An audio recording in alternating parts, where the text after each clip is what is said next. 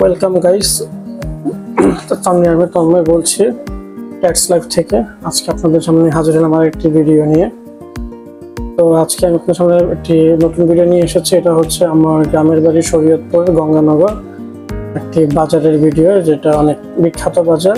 আপনার যুদ্ধের আগে থেকে আর কি বাজারটা অনেক উন্নত, ছোটবেলা থেকে আর কি এখানে প্রতি সময় আর কি যায় বিভিন্ন আমাদের যাবতীয় বাজার করার জন্য আর কি। আজকে আপনাদের সামনে এসে ছোট একটা ভিডিও নিয়ে হাজির হলাম। এই হচ্ছে আর কি বাজার। এটা হচ্ছে আমাদের গ্রাম চরখামার থেকে 10-20 মিনিটের পথ আর কি বলা যায়। আর ভ্যান গাড়িতে হেঁটে গেলে 20 মিনিটের পথ, আর গাড়িতে করে গেলে 10 মিনিট এরকম লাগবে আর কি।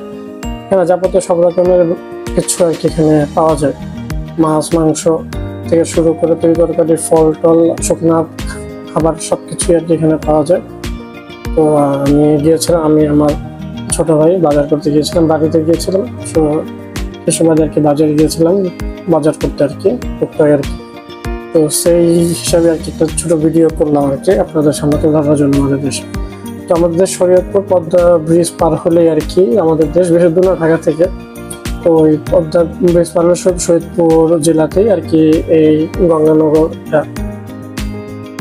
এই গ্রামের পাশে আর কি বাজারটা আর কি।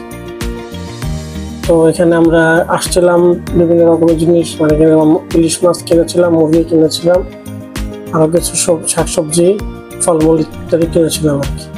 তো অনেক ভিডিও ইউটিউবে মানে আমার চ্যানেলে ছাড়া হয়নি, কারণ ব্যস্ততা ছিল, আমি অসুস্থ ছিলাম, পাশাপাশি নিজের কিছু পার্সোনাল কাজ ছিল, ফ্যামিলিগত কাজ ছিল, সবকিছু মিলে আর কি মানে একটু লেট হইল আর কি ভিডিও ছাড়া। তো আজকে আপনার সামনে আরেকটা নতুন ভিডিও আর কি নিয়ে আসলাম আর কি।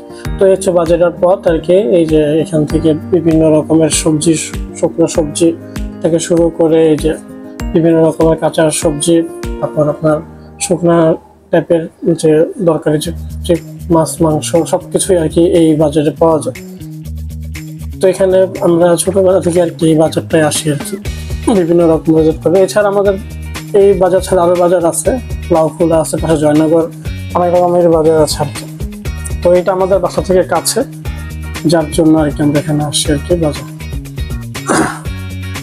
তো সবকিছু মিলে পরিবেশটা ভালো ছিল, শীতের সময় ছিল আর কি। তো ভালো লাগছিল ঘুরে ফিরে আর কি। এখানে তাছাড়া এখানে মানে বিভিন্ন মিষ্টির দোকানও আছে, এখানে অনেক রকমের মানে মিষ্টি পাওয়া যায়, তারপরে দই, রসমালাই সব কিছু পাওয়া যায়। এখানে দইটা অনেক আমার ফেভারিট, বিশেষ করে আমি এখানে আসলে দই খাবারটা কখনো মিস করি না।